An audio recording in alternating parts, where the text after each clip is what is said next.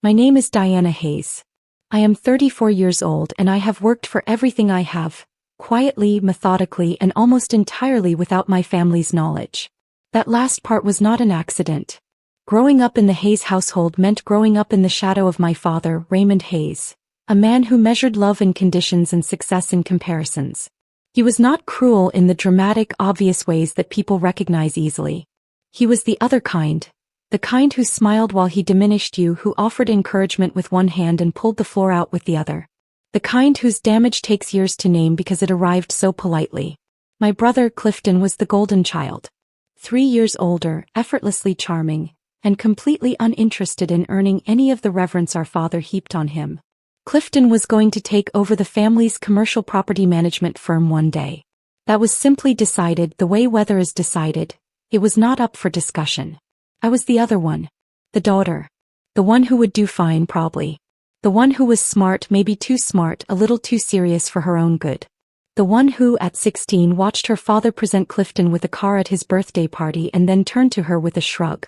"You'll get a used one when you're ready. No point spending the same." I did not cry. I smiled and said thank you for the cake. My mother, Sandra Hayes, was not unkind the way my father was. She was passive in the specific way that enables cruelty. Always present, always watching, always finding a way to reframe the dynamic so that everyone could pretend it wasn't happening.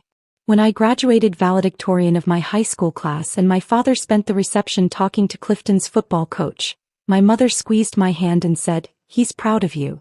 He just doesn't always show it." I nodded. I filed it. I filed a lot of things. College I paid for myself. Partial scholarship, 2 part-time jobs, and a stubbornness that my academic advisor called remarkable, and my father called unnecessary. He had offered to help, a fact he reminded me of regularly, but the offer had come with conditions so layered and controlling that accepting it would have meant surrendering the one thing I had figured out I needed more than money: autonomy. It was in my junior year of college that I met Harold Whitmore. I was working a weekend catering shift at a university alumni gala, the kind of event where the servers are invisible and the guests are not. I had just cleared a table when an older man in a quiet gray suit asked me, with genuine curiosity, what I was studying. Most guests at those events do not ask the servers anything. I told him, finance and economics with a minor in data analysis. He asked why. I told him I wanted to understand how money moved, not just how to make it but how institutions used it, protected it, allocated it, and occasionally weaponized it. He was quiet for a moment. Then he handed me his card. Harold Whitmore, President and Chief Executive Officer, First National Bank of the Midwest. "Come see me Monday," he said. "I want to hear the rest of that answer." I went on Monday. I was 21 years old, I wore the best blazer I owned, and I had spent the entire weekend preparing for a conversation I was terrified of getting wrong. Harold Whitmore met me in his corner office, poured 2 cups of coffee without asking, and spent the next 2 hours asking me questions. Not testing me, genuinely asking. He wanted to know how I thought. By the end of the meeting, he had offered me a summer internship on his personal strategy team, reporting directly to him. That summer changed everything. Harold was brilliant in the way that people who have nothing left to prove are brilliant. Unhurried, precise, and completely without ego. He taught me how to read a balance sheet the way a doctor reads an X-ray.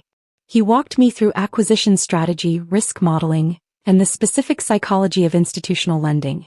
He introduced me to people whose names I had only seen in publications. And somewhere in that summer, the professional relationship quietly became something else. Mentorship in the truest sense, the kind where someone sees not just what you are but what you are capable of and decides to invest in it. By the time I graduated, Harold had connected me with a position at a regional investment firm. Within 3 years I had been promoted twice.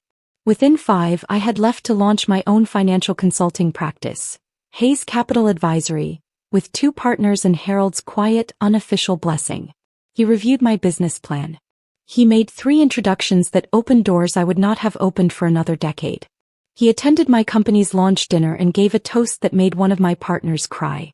He called himself my Uncle Harold, a title that had started as a joke during my 2nd year working with him, when he'd called me his unofficial niece. At a conference where I'd handled a difficult client with composure he said reminded him of himself at that age.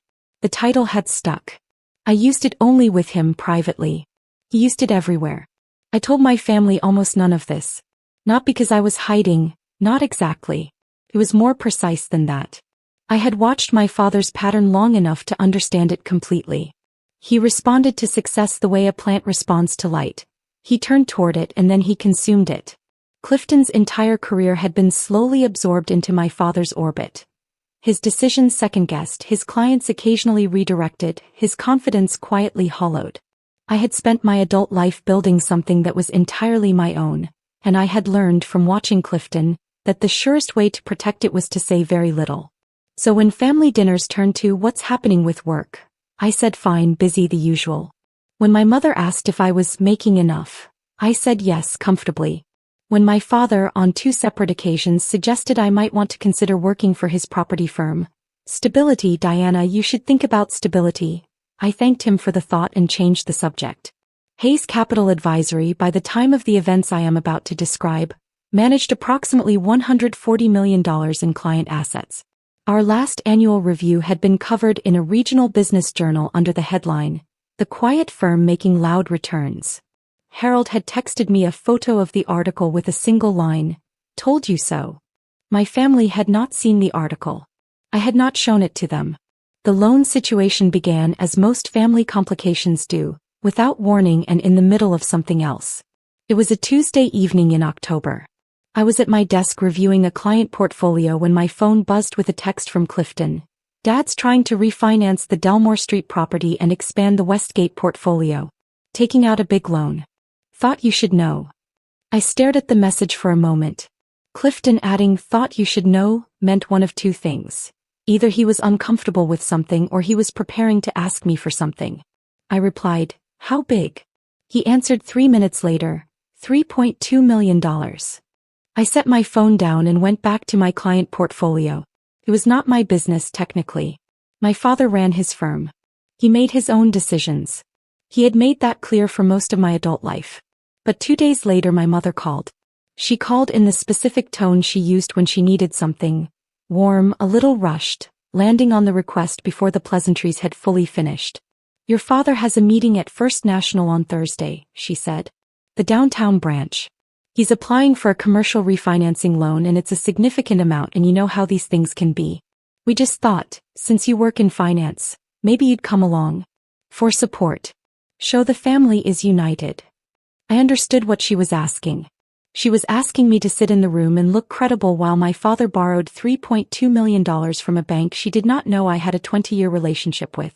"I'll be there," I said. "Wonderful," she said. "Smart casual. Don't overdress." I did not tell her that the president of First National had attended my 30th birthday dinner. Wednesday evening I called Harold. He picked up on the second ring the way he always did when he saw my name. "Diana."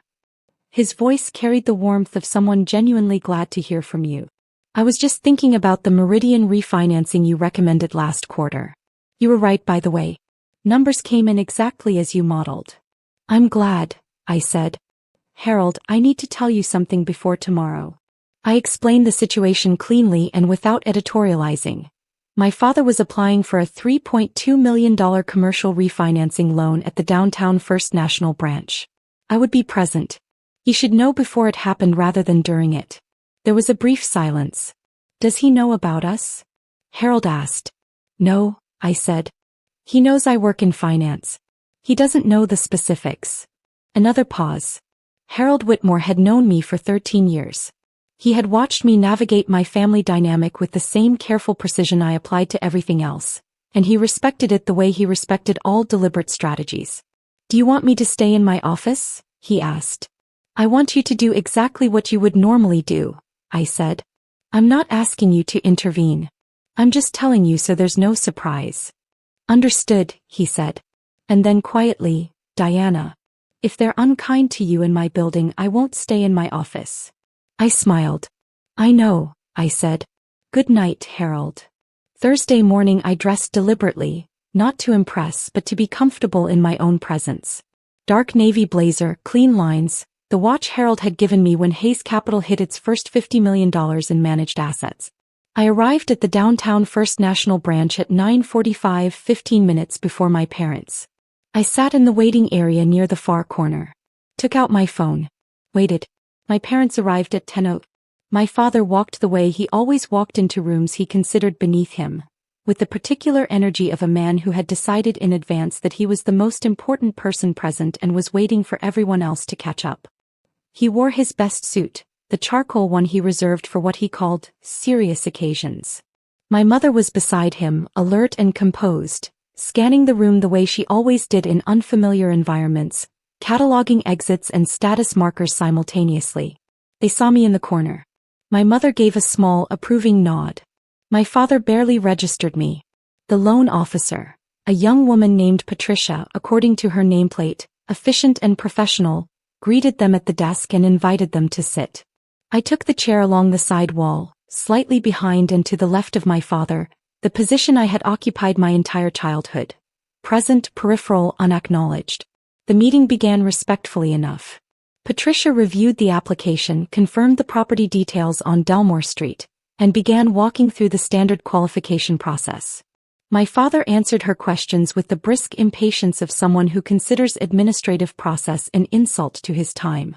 It was when Patricia explained that the loan-to-value ratio on the Delmore property, combined with the existing debt structure on the Westgate portfolio, would require additional documentation and a secondary review before approval, that my father's temperature changed. Additional documentation, he repeated. Not a question. A verdict. Yes, sir, it's standard procedure for commercial refinancing above. I've been banking here for 11 years, my father said. He leaned forward slightly. 11 years. I have 3 accounts at this branch. I would like to speak with someone who can actually make a decision. Patricia, to her considerable credit, did not flinch. I can escalate to our commercial lending manager, Mr. Hayes. He handles. I need this approved today, my father said, his voice dropping into the register he used when he wanted to make clear that patience had expired. Get me someone with actual authority. My mother, seated beside him, did not miss a beat.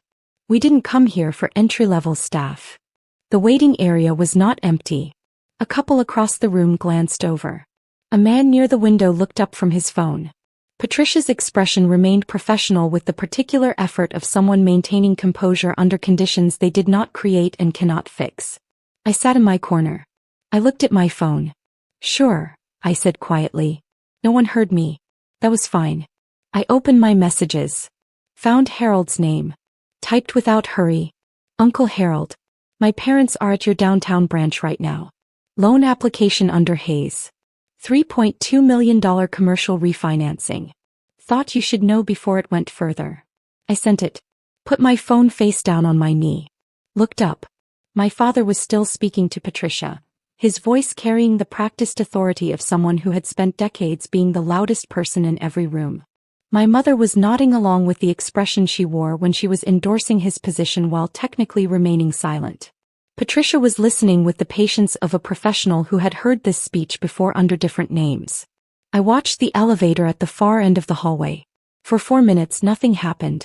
My father demanded Patricia contact a manager. Patricia explained that the commercial lending manager was currently with another client. My father suggested that the other client could wait. My mother said pleasantly that surely someone in this building could simply look at their application and make a sensible decision. The elevator opened. Harold Whitmore stepped out. At 62, he carried himself with the unhurried assurance of someone who had long ago stopped needing to prove anything to anyone. He was in his standard Thursday morning attire. Dark suit, no tie, the reading glasses he wore pushed up on his forehead. He had his phone in one hand. He looked down the hallway. Found me immediately. His face did what it always did when he saw me. It settled into something warm and genuine, the expression of someone arriving somewhere they are glad to be. He walked toward the waiting area with his arms already open. There she is, he said. I stood. He embraced me the way he always did. Briefly, firmly, the hug of a man who does not perform affection but does not withhold it either. He stepped back and looked at me with the appraising warmth of someone checking that you are well. You look good, he said. The meridian numbers really did come in clean, Diana. You should be proud. I'll take the credit, I said. He laughed, a short real laugh, and then turned. My father had gone completely still. He was looking at Harold Whitmore the way a person looks at something that does not fit inside the logic they have constructed for the world. The charcoal suit, the easy authority, The way the entire branch had subtly recalibrated the moment he stepped off the elevator. All of it was arriving in my father's understanding slowly in pieces the way very cold water arrives. My mother's hand had stopped midway through adjusting her bracelet. Harold turned to them with the measured courtesy he extended to everyone. "You must be Diana's parents," he said. "Harold Whitmore." He extended his hand to my father. My father shook it. Automatically. The way you shake a hand when your brain is still catching up to your body. "I'm the president here," Harold said simply without theater. "I understand you've been waiting. Patricia is excellent. She was following correct procedure on a refinancing of this complexity. But I wanted to come down myself." He paused. "Diana mentioned you'd be in." The sentence landed quietly. My father's eyes moved to me. I said nothing. I had learned a very long time ago that silence at the right moment is its own kind of statement. My father started. Stopped. "She's been one of my most trusted advisors for nearly a decade," Harold said. His voice was pleasant, conversational, entirely without edge. That was the thing about Harold, he never needed edge. The facts were sufficient. "I'm not sure how much she's shared with you about her work, but Hayes Capital Advisory has been doing remarkable things. I refer clients to her regularly." He glanced at me. "She's too modest." I watched my father process this. There was a specific sequence to it. I could track it almost like a transaction going through stages of review. First, the instinct to reassert, to find the angle from which this information could be repositioned so that it fit the existing picture. Then, the realization that there was no such angle. And finally, the stillness. The particular stillness of a man whose understanding of a room has been fundamentally revised and who has not yet decided what to do with that revision. My mother had both hands folded in her lap. She was looking at the table. My mother began. Also stopped. "Shall we step into the conference room?" Harold said. "I'd like to review the application personally. And I'd like Diana to sit in if she's willing. Given the structure of the loan, her perspective on the portfolio distribution would be genuinely useful." He looked at me with a question in his expression. The professional question, not the personal one. I looked at my father. His jaw was set. His shoulders had done the thing they did when he was recalibrating. A very small, almost imperceptible adjustment. The internal shifting of a man who has just discovered that the room he thought he was the most powerful person in has different geometry than he understood. My mother was looking at me differently. Not with the vague approval she'd worn when I arrived. The look that said I had dressed appropriately and would not embarrass anyone. This was something else. The expression of someone who is rapidly counting backwards through years of conversation and finding gaps she had not known were there. Patricia, the loan officer, had gone quietly professional in the way that people do when they have witnessed something they are not supposed to have seen. She was gathering her folders. He did not look at my father. "I'm willing," I said. The conference room meeting lasted 47 minutes. Harold reviewed the application with the precision of someone who had done this 10,000 times and still brought genuine attention to each iteration. He asked my father clear, direct questions about the Delmore Properties revenue history and the Westgate expansion timeline. My father answered, initially with the residual confidence of someone who has not yet fully processed what has happened, and then with increasing care, as the meeting made clear that the man across the table understood exactly what he was looking at. I was asked twice for my assessment of specific line items. I gave it cleanly in the language of the profession without performance. Harold nodded both times in the way he nodded when something confirmed what he already suspected. My mother sat beside my father and said almost nothing. I watched her watching me with an expression I had not seen on her face before, or perhaps one I had seen and never correctly identified. A recalibration of her own, the specific quiet of a person who is revising a picture they had held for a very long time. At the end of the meeting, Harold told my father that the application would be expedited through secondary review and that he expected a decision within 5 business days. He stood, shook hands with both my parents and then turned to me. "Walk with me," he said. We walked to the elevator. Behind us, I heard my parents gathering their documents in silence. In the hallway, Harold pressed the elevator button and looked at me with the expression of a man choosing his words. "You never told them," he said. It was not a question. "No," I said. "Why today?" I considered the question. "I didn't plan it," I said. "They asked me to come for support. I came." Harold was quiet for a moment. The elevator arrived. He held the door. "Diana," he said. "At some point the people who love you should know who you are." I looked at him. "They know who they decided I am," I said. "That's different." He held my gaze for a moment. Then he nodded, the slow nod of someone who understands something they wish were otherwise. "Call me this week," he said. "I want to talk through the Meridian secondary position." "I will," I said. The elevator closed. I stood in the hallway for a moment and then I turned. My parents were still at the conference room doorway. My father was holding his folder. My mother's hands were folded in front of her. They were both looking at me with expressions I did not have clean names for. Not quite guilt, not quite pride, not quite apology, something in the uncharted space between all three. My father opened his mouth. Closed it. Opened it again. "Diana. I'll call you about Thanksgiving," I said.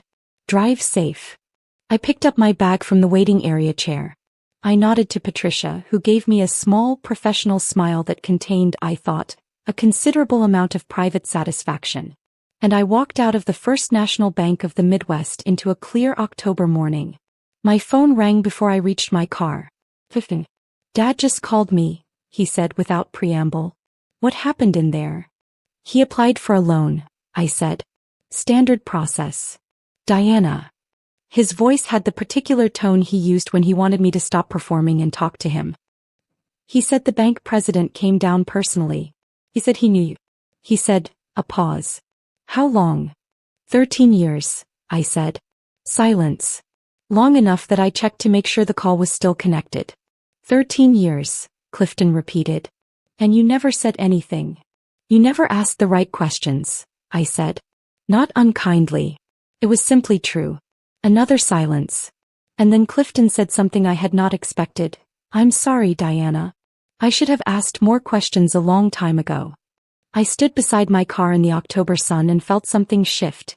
Not dramatically, not with the resolution of a story reaching its ending, but quietly, the way a door that has been slightly ajar for years finally opens enough to let in light. "Thank you," I said. "Is the loan going to go through?" he asked. "Probably," I said. "Harold is thorough. The application is solid enough." "Do you have any say in it?" I got in my car. "I didn't ask for any," I said. "That's not why I was there."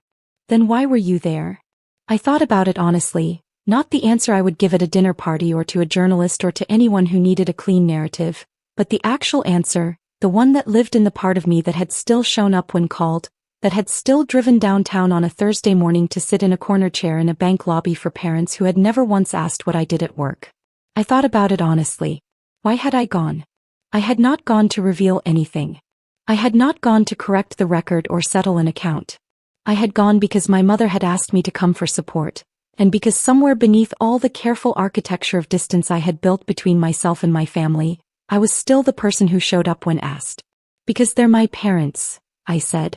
"Even still." Clifton was quiet. "Yeah," he said finally. "Yeah."